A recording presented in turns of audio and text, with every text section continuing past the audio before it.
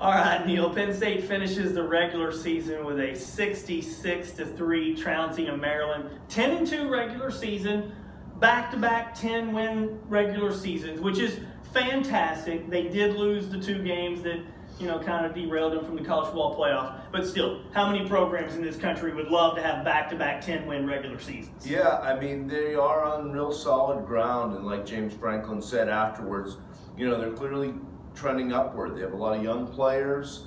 They do lose a lot from this team, but you just have a feel, a vibe that things are going well. Particularly when you look at 4 years body of work of what James Franklin has done.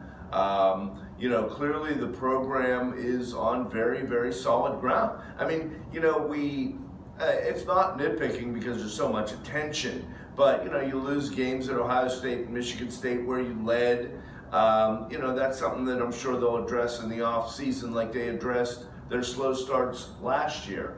But hey, 10-2, you pound a team, really the last 3 teams who have not been very good, but Penn State has really put them away. And that's what you have to do in this sport, in any sport. When you are the better team, you crush that team. And that's a good sign. They're not messing around with some of these inferior teams. And they didn't end strong last week against Nebraska. Correct. And It was against backups. So yeah. Let's look a little bit of perspective here.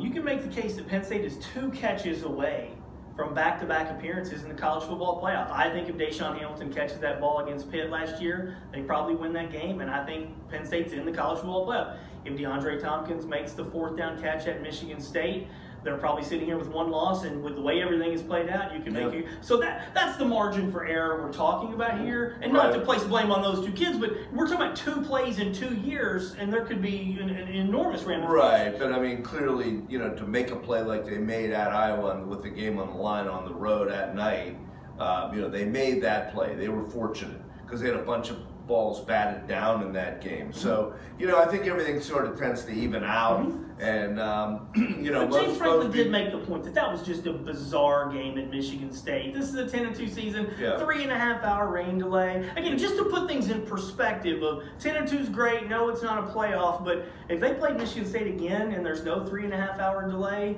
not indifferently.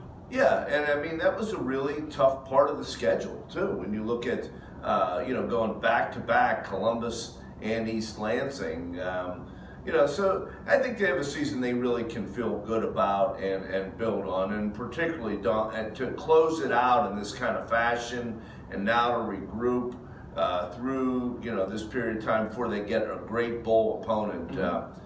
Things are looking good. This will be. I don't think they would slip to the Citrus Bowl. I think they're pretty much, locked into a New Year's Six game. I guess some other things still happen, but who would you like to see them play? Not necessarily where, but what? Well, I wrote Miami, and then they lost. Yeah, so and they'll probably lose to Clemson. So as soon as I took care of that, but I think the Orange Bowl would be really good.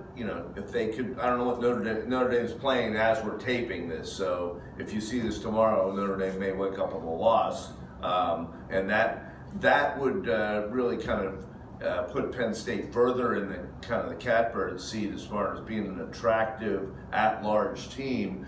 Especially we'll see what happens with Ohio State and Wisconsin. Wisconsin, they're going to be above. Probably both those teams are probably going to be above Penn State, whether Ohio State wins or loses in the Big Ten championship game. That'd be interesting if Ohio State remains ahead of Penn State with a 3rd loss. That could be a determining factor of where Penn State goes.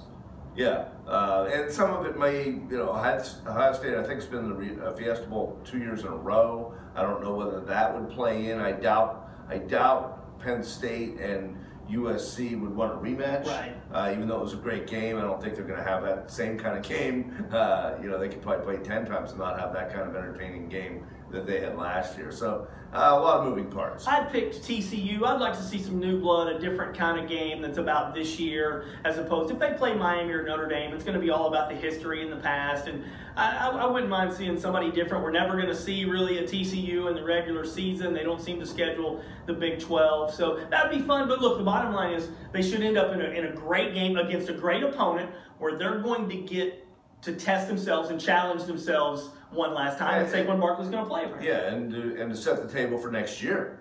I mean, the way Pitt comes off their game against Miami, Penn State sort of controlled Pitt last year. Now you're going to go back over, and Pitt's going to be feeling really good about itself early in the year. So that adds another dimension that maybe people thought, okay, last year Penn State lost that game, and then they're going to dominate the rest of this Pitt series. That may not be.